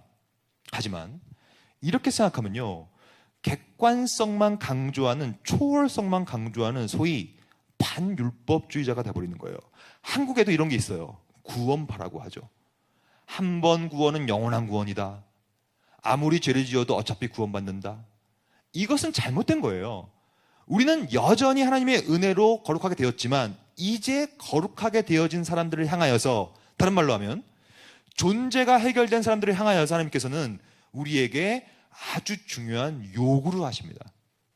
그러니까 성경은 오히려 지금까지 말씀드렸던 이 내용보다도 더 많은 페이지를 할애하여서 이제 우리가 해야 될 역할을 말하고 있어요. 너희는 공짜로 구원을 얻었으니 배은망덕한 삶을 살지 말고 이제 은혜를 갚아라. 하지만 그것도 은혜로 갚는 거예요. 우리가 갚는 것도 아닙니다. 그러므로 성경은 뭐라고 얘기하냐면 인간의 역할은 여전히 필요하다고 얘기하면서 우리의 역할을 지금부터 엄청 얘기합니다. 잘 보십시오.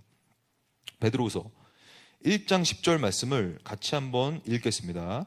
하나, 둘, 셋. 그러므로 형제들아 더욱 힘써 너희 부르심과 택하심을 굳게 하라. 너희가 이것을 행한즉 언제든지 실족하지 아니하리라. 잘 보십시오. 지금까지 봤던 내용들과 좀 결이 다르죠.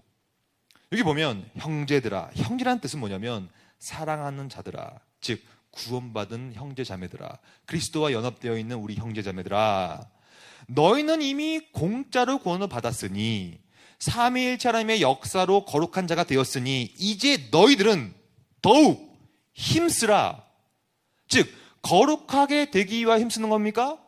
구원 받기 위해서 힘쓰는 거예요? 아니란 얘기예요. 이미 형제가 된 거예요. 존재가 된 거예요. 존재가 공짜로 됐다는 사실을 인정하는 사람들이라면 이제 당연히 더욱 힘써야겠죠. 어떻게 힘쓰냐? 더욱 힘써서 이제 너희가 부름받았다는 그 사실, 너희는 아무것도 한 게 없지만 너희를 선택하여서 불러주시는 그 부르심, 그 택하심을 너희가 너희 스스로 이제 굳게 해라. 이것을 너희가 행한즉 이제 행위가 나오는 거예요. 이게 바로 객관과 주관의 관계예요. 객관이 정확하다면 주관이 안 나올 수가 없어요. 여러분들이 가운데 연애하는 분이 있죠. 여기 연애. 제가 올해로 결혼 15주년 차예요. 제가 15년 전에 연애할 때 기억을 더듬어 봤어요. 제가 제 아내, 지금 그때는 여자친구죠. 여자친구를 사랑하다 보니까 제가 밤새도록 통화했어요. 통화하다가 밤이 새니까 피곤하니까 끊으면서 뭐라고 통화합니까? 좀 이따 또 통화하자. 저 로맨티스트죠? 여러분 아닙니까? 여러분 전화 안 합니까? 왜 전화하는 줄 알아요? 사랑하지 않으니까. 여러분 사랑을 해보세요. 진짜로 그 사람과 말을 섞고 싶죠. 같이 있고 싶죠. 함께 놀러 가고 싶죠. 그런 거 아니겠어요? 왜 우리는 하나님을 사랑하지 않지 않습니까? 아직 하나님 모르니까. 하나님과 관계가 제대로 되어 있지 않으기 때문에 우리 회의가 안 나오는 거예요. 그렇잖아요. 우리가 이미 하나님이 누군지를 알고 하나님이 나를 위하여 어떤 일을 하셨는가를 알고 특별히 그리스도가 우리를 향하여 어떤 일을 하시는 것을 정확히 안다면 그 알면 우리를 가만 놔둘 수가 없어요. 저는 그런 면에서 순교자, 여러분 순교자라는 것은요 진짜로 하나님을 정말로 알고 사랑했던 사람들이에요. 왜냐하면 원래 우리 인간은요, 죄인이기 때문에 죄인의 습성은 자기를 사랑하는 겁니다. 자기 애가 죄예요, 원래. 근데 자기를 사랑하고 자기 목숨을 사랑해야 될 텐데 순교자는 자기 목숨을 버립니다. 왜 버리는가요? 도대체 왜 버릴까요, 그 사람들은? 그 이유는 그리스도가 누군지를 깊이 알아버린 거예요. 그리스도가 나를 위해서 어떤 일을 하셨는가를 알게 된 거예요. 더 깊이, 더 깊이. 그러다 보니까 그 알미 나를 가만히 놔두질 않는 거예요. 왜냐하면 그것은 말씀을 아는 거거든요. 그 말씀은 살아있어요. 두둑, 둥, 둥 이렇게 심장이 뛰는 것처럼. 이게 살아있기 때문에 이 살아있음이 우리의 혼과 골수와 우리의 심령에 찔러 쪼기까지 해서 운동력 있게 우리를 바꾸기 마련인 거예요. 근데 왜 우리는 가만히 있습니까? 왜 신앙생활을 10년, 20년 했는데도 변화가 없습니까? 왜 그런 줄 아세요? 아직 모르는 거예요. 하나님이 누군지를 모르기 때문에, 그리스도가 누군지를 제대로 모르기 때문에, 그 말씀이 아직 없기 때문에, 아니면 약하기 때문에 내가 아직 변화가 없는 거예요. 진짜 여호와를 아는 사람들이라면요, 자기 목숨을 내어 바칩니다. 그게 삶의 변화 아니겠습니까? 마찬가지예요. 이것을 행한즉 우리가 행했기 때문에 부르심과 택하심을 아는 게 아니란 얘기예요. 이미 부르심과 택하심이 있었고, 그래서 우리한테 구원을 주셨고 거룩함을 줬기 때문에 이제 그것을 굳게 하는 행함, 이제 더욱 힘써 우리는 행해야 됩니다. 이것을 신학적으로는 어떻게 표현하냐면 바로 제1차 원인, 제2차 오이라는 말을 쓰는 거예요. 굉장히 중요한 개념입니다. 이거 여러분 꼭 오늘 한번 익혀보십시오. 이해를 추구해 보시기 바랍니다. 이걸 뭐라고 부르냐면, 어떤 일이 벌어질 때 첫 번째 1차 원인이 필요하다. 그 1차 원인이 있기 때문에 뭔가 벌어지는 것이다. 하지만 1차 원인은 홀로 일하지 않는다. 반드시 2차 원인을 함께 같이 협력한다. 이것을 하나님과 인간으로 적용시켜 보겠습니다. 1차 원인을 하나님이라 불러요.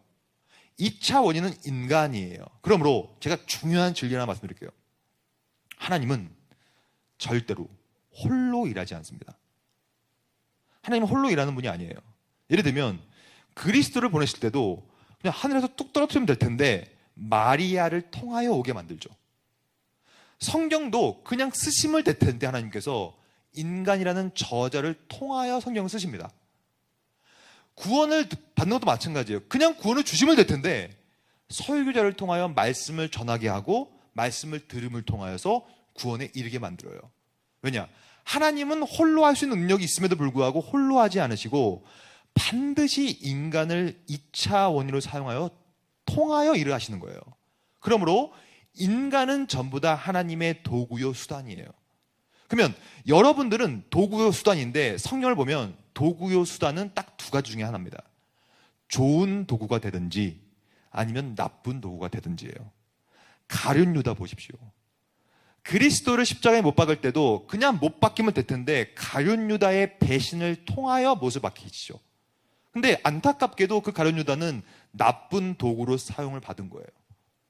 그러니까 여러분들의 기도 제목은 뭐냐면 이 신적 협력 가운데서 1차 원인 되신 분께서 나를 통하여 역사하실 텐데, 자신의 구속의 역사를 인간을 통하여 역사하실 텐데, 하나님 저는 좋은 도구가 되고 싶습니다 라는 기도를 해야 됩니다, 여러분. 왜냐하면 하나님은 반드시 우리를 통하여 역사하시니까. 근데 이 신적 협력을 오늘 우리의 주제와 연결시킬 수 있어요. 오늘 주제는 거룩이에요. 성화예요. 어떻게 거룩한 삶을 살 수 있을까? 내가 합니까? 아니라는 거예요. 이미 1차 원인 되신 삼위일체께서 자신의 아들을 찢겨 주기까지 하심을 통하여 우리에게 구원이라는 아름다운 값진 선물을 주셨어요. 그러면 그 선물의 그 소중한 의미를 우리가 제대로 안다면 어떻게 가만히 있을 수 있겠습니까? 이제 행위를 해야 되는 거예요. 2차 원인으로서. 이거에 대해서 여러분, 우리 장로교단이 추구하고 믿고 따르고 있는 웨스트민스터 신앙고백서라는 게 있습니다. 3장 1절을 읽어보면 바로 제가 설명드렸던 내용이 여기 딱 적혀 있어요. 하나님께서는 영원 전부터 영원정 작정 되었죠. 성부.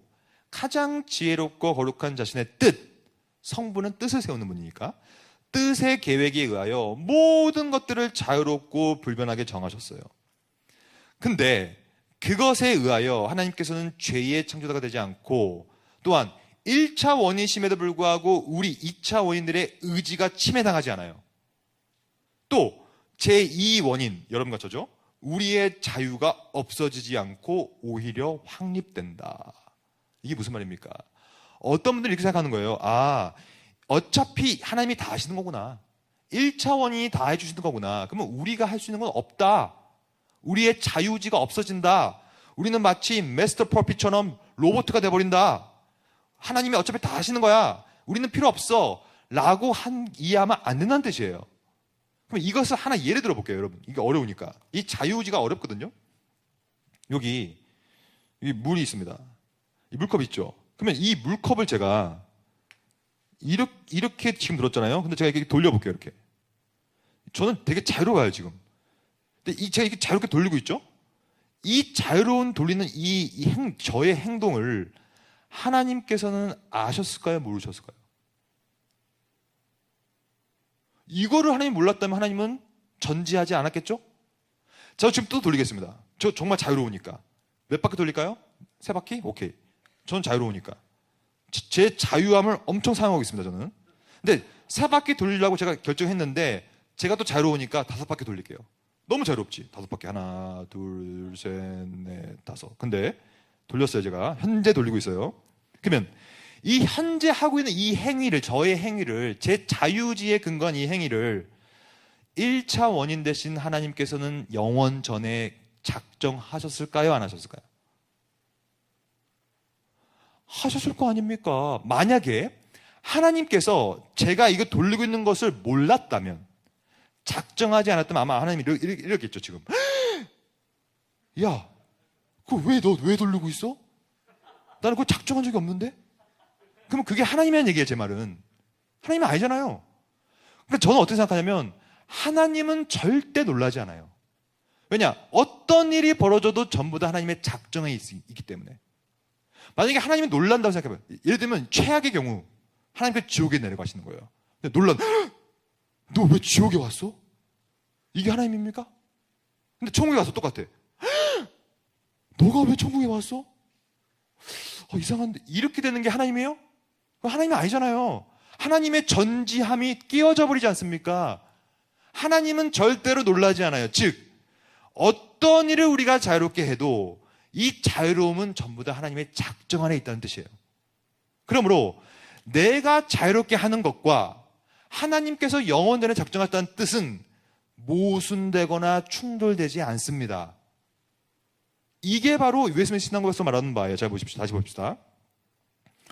하나님은 모든 일을 다 작정하신다.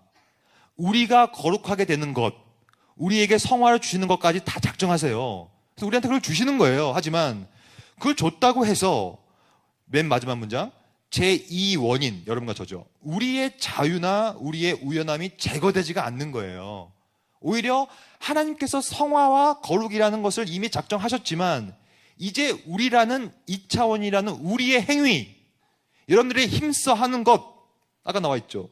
더욱 힘써 부르심과 택하심을 굳게 하는 그 행위, 성화의 삶을 살기 위해 노력하는 것, 이를 통하여 자신의 일을 펼쳐가시는 거예요. 오늘 여러분들이 역할을 하지 않으면 역사는 벌어지지 않습니다. 그래서 하나님은 작정하셨지만 여러분들이 행위를 해야만 그 일이 벌어지게 되는 거예요. 이것을 신적 협력, Divine Concurrence 개념을 쓰는 거예요. 신학에서는. 굉장히 중요한 개념입니다. 그렇기 때문에 성경에 보면 주의 권능의 날에 주의 백성이 거룩한 옷을 입어요. 근데 여러분들이 스스로 입을 수가 있는 게 아니에요. 내가 거룩한 삶을 살았기 때문에 거룩한 옷을 입는 것이 아니라 내가 태어나기도 전에 나를 선택해 주셨고 성복해서 작정해 주셨고 성자께서 자기의 몸을 바치셨고 성령께서 거룩한 사역을 해주셨기 때문에 나의 존재가 된 거예요. 거룩하게. 그러면 이 거룩한 존재가 된 우리는 어떻게 해야 됩니까? 가만히 있을 거예요 그냥? 아니잖아요. 즐거이 이제 헌신해야 되겠죠. 내가 거룩한 옷을 입었는데 이 거룩한 옷 안에 그리스도의 피가 낱낱이 새겨져 있는 거예요. 그리스도의 고난과 고통이 새겨져 있는 옷을 입고 있는데 가만히 있을 수 있다고요? 즐거이 헌신해야지. 안 할 수가 없다는 얘기예요. 도저히. 새벽 이슬 같은 주의 청년이요. 여러분 청년들 아닙니까? 헌신하는 이유를 곱씹어 보십시오. 왜 헌신합니까? 구원을 받기 위해 헌신합니까? 안 되는 거예요. 거룩하게 살기 위해 헌신합니까? 그것도 안 되는 거예요. 내가 존재가 된 것이 너무나 감사하여서 그것 때문에 헌신하는 거예요. 그것 때문에 행위하게 되는 것입니다. 로마서 6장 17절. 결국 우리가 할 건 뭡니까? 감사할 것밖에 없어요. 하나님을 우리가 안다면 감사 외에는 나갈 게 없습니다. 왜냐? 왜 감사합니까? 우리가 본래 우리는 죄의 종이었는데, 우리의 존재는 전적 타락한 존재였는데, 하지만 우리에게 삼위일체가 역사해 주신 거예요. 그리하여 거룩한 옷을 입혀 주신 겁니다. 그 교훈의 본을 내가 아는데, 이 말씀을 아는데, 그러므로 말씀을 아는 게 제일 중요한 거예요, 여러분. 말씀을 전할 때 앉아 계시기 바랍니다. 집중하시기 바랍니다. 이해를 추구하셔야 돼요. 그래서 말씀을 들을 때. 왜냐? 이 교훈의 본을 통하여만 내 존재가 바뀌니까. 거듭날 수 있으니까. 그렇게 되면 내가 한 건 없는데 그렇게 돼버렸으니 이제 우리는 그 은혜에 감격하여 이제 순종하게 되는 거예요. 드디어. 여기서 잘 보십시오. 내가 구원에 이르기 위해 순종하는 것이 아니라 구원을 받았기 때문에 순종하는 거예요. 존재와 행위의 관계죠. 그래서 죄로부터 해방되었는데 이건 내가 한 건 아무것도 없어요. 그리스도 때문에 죄로부터 해방되었고 의에게 종이 되었기 때문에 이제 우리가 할 것은 감격밖에 없어요. 너무 감격적인데 가만히 있을 수 있어요? 없지요. 제가 늦게 사역을 마치고 집에 들어오면 저는 딸 둘인데 초등학교 6학년, 2학년, 3학년 딸들이거든요. 제 딸들이 실내용 슬리퍼를 제 문 앞에 딱 갖다 놓습니다. 거기다 편지를 적어놔요. 어떤 편지냐면 아빠 오늘도 수고하셨어요. 아빠 또 못 보고 제가 자지만 아침에 꼭 만나요. 딱 하고 딱 자요, 애들이. 제가 딱 보면 너무나 이쁜 거야. 근데 왜 이쁘냐면 사실 그 행위 자체가 뭐 엄청난 게 아니잖아요. 근데 그 아이들이 내 딸이라는 사실, 그러니까 그 아이들이 내 자녀니까 별것도 아닌데 되게 좋은 거거든요. 제 둘째 딸이요. 그 꿈이 뭐냐면 아이돌이에요, 아이돌. 그래서 맨날 집에서 아이유에 꽂혀가지고 맨날 아이유 노래 부르면서 춤추고 있어요. 근데 맨날 춤추는데 제가 볼 때는 형편이 없어. 죄송한 얘기지만. 너무 못 춰. 너무 노래도 못해. 율동을 너무 못하는 거야, 얘가. 근데 자기는 아이돌이 되고 싶대. 너무 이상한데. 근데 그 모습이 저는 너무나 예쁜 거예요. 왜 예쁩니까? 걔가 내 딸이니까. 걔가 내 딸이니까 그 행위는 조악해요. 그 행위는 별거 없어. 노래를 잘 못해. 율동도 잘 못해. 근데 너무 이쁜 거예요. 그냥 내 딸이니까. 마찬가지죠. 여러분들이 하나님의 딸, 자녀가 아닌데 뭔가를 해보세요. 하나님 기뻐할 수가 없죠. 내가 존재가 해결되지 않은 상태에서 100억을 헌금을 바친다. 하나님 못 기뻐합니다. 하나님 그 헌금을 받을 수가 없어요. 왜냐? 그 헌금에는 죄가 가득하니까. 근데 우리가 하나님의 자녀가 되는 존재가 된다면 하나님께서는 우리의 작은 신음조차도 응답하십니다. 왜냐? 내 아들이니까. 우리가 별거 안 해도 우리가 마치 세리와 같이, 바리새인 보십시오. 바리새인들은요, 시장 바닥에 가가지고 나는 금식합니다. 나는 뭐 열심히 헌금 냈습니다 하고 이렇게 자랑하잖아요. 근데 세리는 그렇지 못했어요. 세리는 몰래 숨어서 기도했어요. 하지만 하나님께서는 그 작은 세리의 신음을 응답하시죠. 왜냐? 세리는 거듭난 대로 인정하는 거니까. 마찬가지입니다. 여러분, 존재가 해결되지 않은 채 행위하실 겁니까? 아무 의미 없어요. 존재가 해결된 사람이, 하나님의 자녀가 된 사람이 어떤 일을 하더라도 하나님은 크게 기뻐하십니다. 그렇게 맞는 거예요. 다음 읽어 볼까요? 이제 정리해 보겠습니다. 마지막으로. 하나님은 우리들에게 소원을 두고 행하시는 분이에요. 왜냐하면 우리가 할 수 있는 능력이 없으니까 하나님께서 우리에게 소원을 두고 행하게 하십니다. 그래서 우리는 그렇게 존재가 해결되면 우리의 영과 혼과 홀퍼슨을 두려움과 떨림으로 우리가 성취해야 되기 때문에 오늘 이 모든 강의의 핵심은 뭐냐? 마무리하겠습니다. 바로 균형을 잡는 거예요. 하나님의 은혜가 뭐고 무엇이 시작이며 나의 거룩과 경건의 구원의 시작은 어디서부터 오는가를 곱씹으시고 진정한 은혜를 경험했다면 교회를 나오지 말라 그래도 나옵니다. 기도를 하지 말라 그래도 기도해요. 왜냐하면 너무 사랑하는데 어떻게 기도를 안 해요? 사랑하는데 전화 통화하고 싶은데. 찬양하지 말라 그래도 합니다. 은혜를 경험하면 하게 되어 있어요. 존재가 되면 행위가 나오기 마련인 거예요. 이거에 대해서 마지막으로 바빙크는 그래서 이런 말을 썼어요. 성화라는 것, 오늘 주제, 거룩이라는 것은 수동적인 것이 있고 능동적인 것이 있다. 시작은 수동이에요. 우리가 할 수 있는 건 없기 때문에 수동적으로 성화의 은혜를 받는 거예요. 성화의 은혜를 받으면 이제 actively 하게, 능동적으로 적극적으로 이제 우리의 역할을 해야 됩니다. 그래서 바빙크가 이렇게 얘기합니다. 우리는 수동적 성화와 능동적 성화를 구분할 필요가 있다. 성화가 성부와 성자와 성령께서 해주시는 거기 때문에 처음에는 우리는 수동적이다. 우리는 그렇게 되는 거예요. 거룩한 자가 되는 거예요. 그러면 거룩한 자가 됐다면 가만히 있으면 안 돼요. 바로 우리의 편에서는 이제 능동적으로 역사해야 됩니다. 이제 우리의 일을 해야 돼요. 우리가 했던 죄악과 우리가 했던 모든 부족함들을 하나님 앞에 내려놓고 회개하면서 소위 액티블리 하게, 능동적으로 거룩한 삶을 살기 위해 노력하는 것, 이게 균형이라는 거예요. 균형. 객관과 주관의 균형이다. 그러면 오늘 이 모든 내용을 효과적으로 요약할 수 있는 한 문장이 하나 있습니다. 오늘 여러분들이 이 짧은 문장을 꼭 외워두셨으면 좋을 것 같고요. 이걸 외워서 꼭 마음속에 새겨놓으시면 좋을 것 같습니다. 같이 한번 읽어볼까요? 이거 하나 둘 셋. 성화는 선물인 동시에 임무다. 굉장히 중요한 말이에요. 오늘 제가 했던 이 모든 강의를 한마디로 요약하는 문장입니다. 즉 성화라는 것, 거룩이라는 것은 하나님 주신 선물이에요. 우리가 뭐 만드는 것이 아닙니다. 하지만 어떤 분들이 여러분들한테 선물을 준다고 생각해 보세요. 그럼 그 선물을 포장지는 누가 뜯어야 됩니까? 내가 뜯어야 돼요. 그리고 그 포장지를 뜯고 그 안에 있는 선물을 내가 갖고 놀고 누려야 돼요. 그건 나의 역할이에요. 근데 어떤 분들은 선물만 받고 가만 놔두면 그건 무슨 선물입니까? 하나님은 선물이라는 거룩과 성화와 구원을 공짜로 주십니다. 너무 값지고, 왜 값지냐면 거기 안에는 그리스도의 피가 묻어 있기 때문에. 그러면 이제 그 포장지를 내가 뜯어야 돼요. 힘을 다하여. 그 안에 있는 구원을 내가 누려야 돼요. 그리고 그 구원의 내용물을 가지고 내가 살아내야 돼요. 그것은 여러분의 역할이에요. 이것은 임무예요. 임무. 해도 되고 하지 말아도 되고가 아닙니다. 반드시 당위적으로 해야 된다는 것이죠. 그래서 바빙크가 이 내용을 이렇게 요약을 합니다.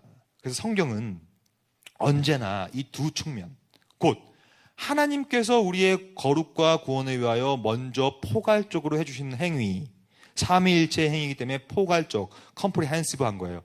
모든 것이 포함되어진 행위와 그 행위에 근거하여 여러분들이 해야 될 의무와 책임, 이것이 우리가 해야 될 거룩의 책임이다. 이 책임은 나로부터 시작하여, 개인에서 시작하여서 확장됩니다. 우리가 처음에 봤던 내용이죠. 즉 원래는 타락하지 않았었는데 아담을 통하여 전적으로 타락했는데 이제는 우리가 다시 한번 하나님의 은혜로 존재가 됨을 통하여서 이제 내가 책임을 다하여 여러분들의 교회 내에서, 또한 가정에 들어가서, 학교에 들어가서, 직장에 들어가서 내 개인, 즉 이것을 뭐라고 부르냐, 성경은 빛과 소금이 되라. 잘 보십시오.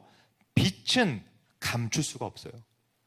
빛이라는 존재는 어둠에 들어가면 반드시 그 존재력과 영향력이 행사되기 마련이에요. 그것이 바로 빛이 되라는 뜻이고, 소금도 마찬가지입니다. 왜냐? 세상은 썩어 있으니까. 썩어 있기 때문에 소금이라는 존재는 영향력을 행사하기 마련이에요. 행위로 영향력을 행사하는 것이 아니라 존재로 영향력을 행사하는 것입니다. 여러분들이 뭔가 나는 영향력을 행사하고 싶다, 뭔가를 하고 싶다, 다 안 되는 거예요. 될 수가 없어요. 그냥 존재만 되십시오. 존재가 되는 유일한 방식은 하나밖에 없습니다, 여러분. 말씀을 듣는 것밖에 없어요. 만약에 그 외의 방식이 있다면 저를 찾아오시고, 그 외의 방식이 있다고 주장하시는 분이 있다면 이 예배를 마치시고 그 자리에 앉아 계시기 바랍니다. 저와 심층적인 상담을 해야 돼요. 뭔가 문제가 있어. 그런 건 없어요. 은혜의 방편은 말씀 외에는 없기 때문에 말씀을 들음으로 존재가 되어서 그 존재가, 전적으로 회복된 존재가 모든 전 세계로 들어가서 개혁하시고 다 갱신시키는 여러분 되었으면 좋겠습니다. 마지막으로 저는 언제나 강의를 마칠 때 이 얘기를 꼭 드리거든요. 여러분은 지금은 뭔가를 배웠어요. 저는 오늘 신학을 강의했기 때문에 뭔가를 들었고 배웠습니다. 이 배운 내용이 여러분들 반드시 머리에만 머물면 안 됩니다. 먼저 이해를 추구하는 게 중요하지만 이해를 추구하면 그 이해는 반드시 여러분들의 감정의 터치를 받아야 돼요. 그래서 오늘 배운 내용에 근거하여 더욱더 하나님을 사랑하셔야 됩니다. 그러니까 하나님이 누군가를 알면 하나님을 사랑하지 않을 수가 없거든요. 하나님은 탁월하신 분이기 때문에. 그러니까 그분을 알고 그분을 사랑하고 사랑하면 가만히 있을 수가 없어요. 그러므로 사랑은 명사가 아니에요. 사랑은 철저하게 동사거든요. 사랑을 하면 가만히 있을 수가 없기 때문에. 그래서 하나님을 향하여 나의 의지를 사용하여 뭔가를 하는 것, 전인이라는 것이죠. 그렇게 살아내시고 책임을 다하시고 임무를 수행하는 데 있어서 은혜롭게 수행하시는 저와 여러분들 되기를 소망합니다. 기도하겠습니다. 하나님 감사합니다.